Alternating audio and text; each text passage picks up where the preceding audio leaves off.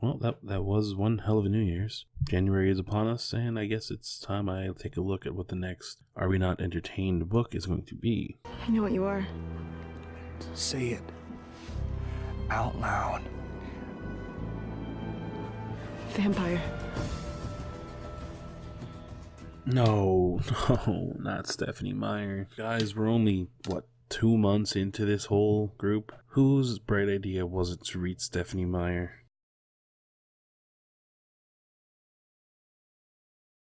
Oh, well, I guess let's get to the video. When you struggle hard and you had enough of all the trials and pain, when your heart's been cut and they show no love, stretch your arms and say, are you not entertained? Are you not entertained?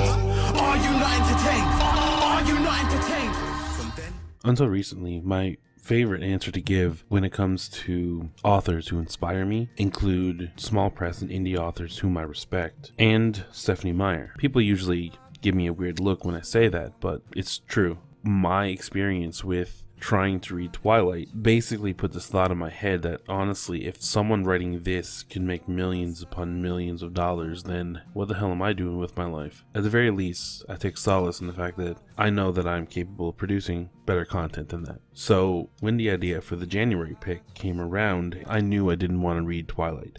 If I ever get around to reading Twilight, especially for something channel related, it's going to be more of an event than just the monthly pick. And for those of you unfamiliar with the Are We Not Entertained group, I will put the Goodreads link below. But basically it's a book where we try to seek out work that we don't expect to enjoy to see if it does carry some merit. Even in bad fiction, you can find something of value, some lesson you can take forward in your own life, or just learn what not to do in your own writing. So if you'd like to check it out, hit the link below. Last year, I heard Stephenie Meyer had a new book coming out. I always knew that it was one that I was going to do for this group, because clearly I have no expectations for enjoying a book written by Stephenie Meyer. I understand how unfair that sounds, but it's my own personal bias. It's a bias that I completely admit to and affirm that it may be unfair. Twilight was her first novel. As any writer will probably tell you if they've been in the business long enough, you do get better with time. The Chemist is technically her 5th novel. She has had plenty of time to maybe not season herself to be a veteran writer, but at least a competent one. So I was quite interested to see if it is something that I could get through. So what did I think of it? Well, without any further ado, here we go. She worked for the U.S. government. She was one of the darkest secrets of the agency. And when they decided she was a liability, they came for her without warning. The Chemist, for New York Times bestselling author Stephenie Meyer. When I first decided that this title was going to be the January pick for the group, I was fully prepared to get into a cruel, scathing video talking about everything that was wrong with it and how much I hated it so. But very similar to how I feel about the selection, I'm surprised at how little hate I feel towards the book. Granted, it's not a good book. No, it's not something that I would recommend somebody actually read. But at the same time, it's not the worst thing I've ever read. It's not the worst thing I've read recently. Hell, I wouldn't even say that it was worse than The Selection. The Selection didn't have an ending. At least The Chemist has an ending. And to be fair, it's a pretty self-contained, satisfying. And I'm not holding The Selection accountable just because it's part of a series. I'm holding it accountable because even though it's part of a series, you still need to have an ending for the story. Otherwise, why bother splitting that section into a different book?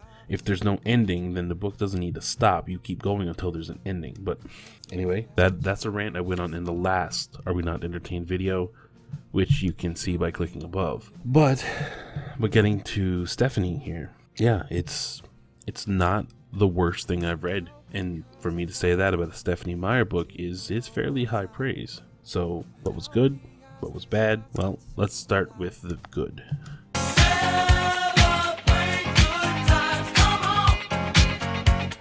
It's a celebration. The first thing I'm going to talk about is our main character. For more than half of the book, she's referred to as Alex, so that's what I'm going to refer her to. There were parts of this book that was very clunky and poorly done, but the core character of Alex, the concept of who she is and what she does, I will give Stephenie Meyer credit that it was a compelling kind of framework to build a character on. Her execution was not so great, but I like the idea. Unlike the normal trope for this kind of story, Alex is not a hired, trained assassin. She's not someone who can handle herself in a straight up fight. She's not a martial artist. She's not good with weapons. In fact, there's numerous times in this book where she draws reference to the fact that she's a terrible shot with a gun. And I like that. Alex's strength is that she's always prepared. She's a very intelligent character who will always analyze every possible scenario and have a contingency for all of them. And what I feel Meyer does incredibly well is, in this book, she gives Alex this kind of forward thinking without it being just plot contrivance. For example, my biggest problem with how DC presents Batman right now is that they overcompensate for the fact he doesn't have any superpowers. Batman is always 3, 4, 5 steps ahead of the villain no matter what. Especially if we're talking about a Justice League comic and not,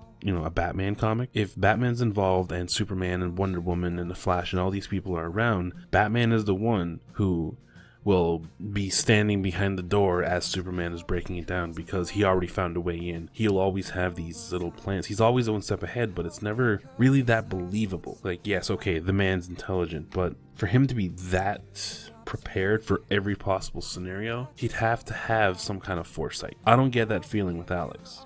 Alex, because we are in her head for the most part, we see her frame of thinking, we see her do her preparations beforehand, we get her rationale for the decisions that she makes. So when she is in a conflict and she needs to whip out trap, she needs to find ways to get out of it. It's just her triggering things that were already presented to us. So Meyer takes the time before conflict begins to establish preparations that Alex makes, and it's not even in a sloppy way where, okay, so she's preparing a trap for someone to come through the door, okay, they're definitely going to come through the door.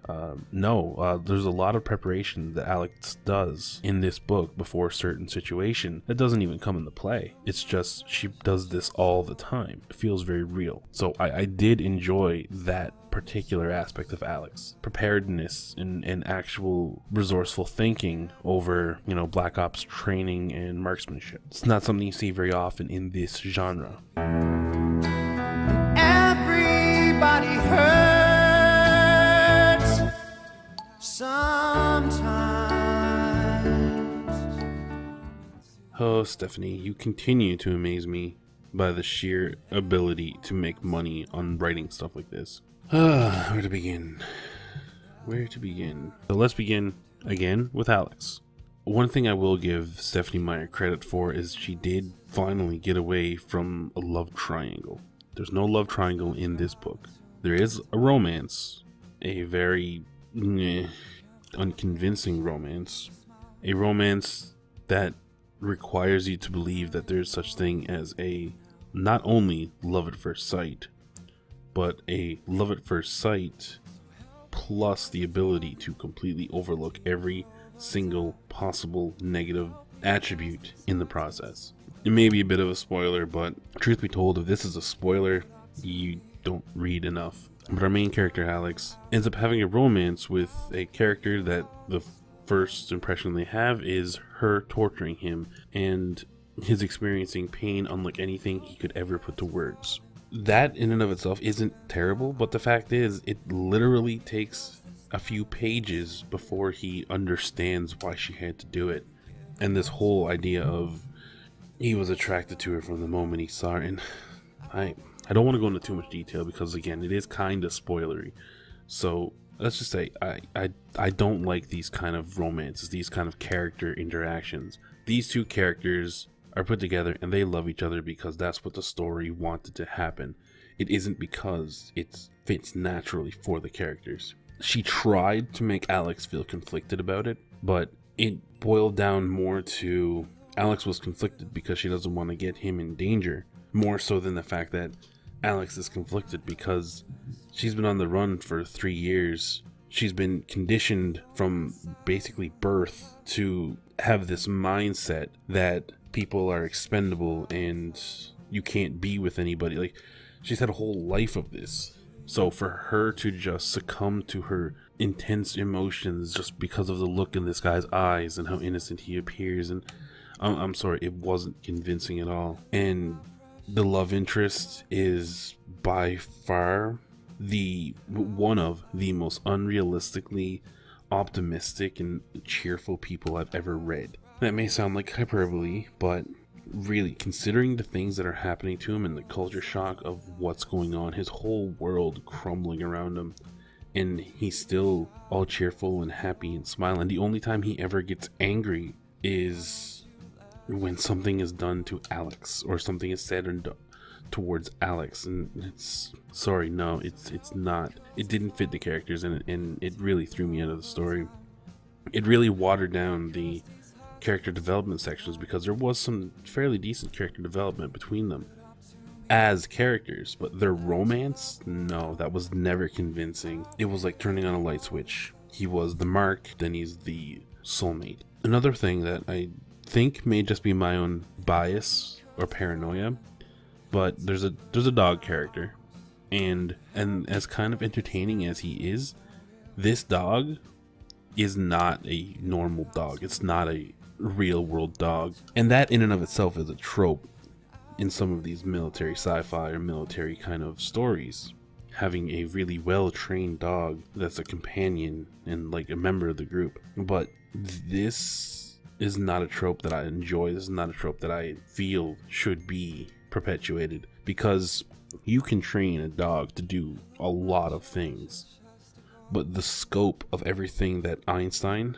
the dog in this story, was able to do, again, I understand we're supposed to suspend disbelief, but there's just so much that he does. It's doesn't make any sense. There's a part where they get to a safe house, and there's a number of dogs present, and just the way that's organized and how well trained the animals are, it had me rolling my eyes as I was reading. I enjoy dogs. I love dogs.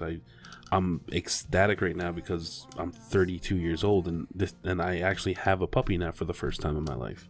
Something I've wanted since I was a kid. But there's parts of me that feel, reading this book, that Einstein was literally put into the story just because dog characters are popular, and dog characters are the ones people love to get behind. So we'll have a really intelligent dog. We'll even call him Einstein. The point is, no, I like dogs, but this was too much for me. Sorry for the way I am. I never meant to be so cold. Never meant to be so cold. My final thoughts is, again, very similar to the selection, but this book is not as terrible as I thought it was going to be. It did not live up to my expectations of failure.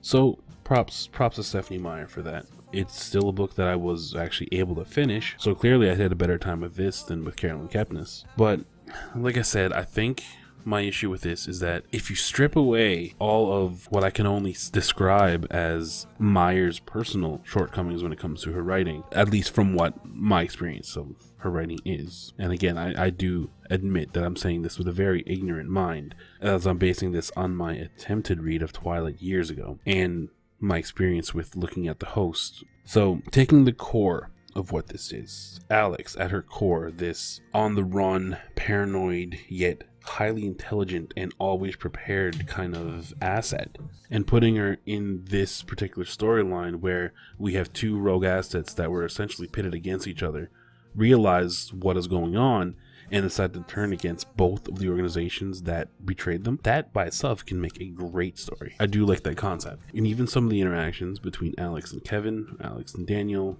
and any of the characters, they have great interactions, they have great moments. It's just the story on the whole is where it fell apart and where it failed. So my takeaway from this when it comes to my own writing is that I need to go back and pay a lot more attention to my overall plot. I was always of the camp that if you take care of the characters, you have the characters be authentic and let them do what they need to do, they will take care of that story. And to an extent, I'd still believe that, but you still need to make sure that the story itself flows coherently, because that's where this fell. A shoddy romance and a poorly executed good idea of a plot. That's the best way I can sum up The Chemist in short. do come back again next month. The next month's selection, inspired by Mr. Steve Donahue, is Station 11 by Emily St. John Mandel. And like I said, if you want to get involved in the conversation, you want to talk about this, you can say it in the comments below, or you can click on the Goodreads group and check out the discussion thread over there where we have no problem talking about spoilers. If you want to get involved and start reading along, again, check out the Goodreads group and join us. And that's really it. Cheers.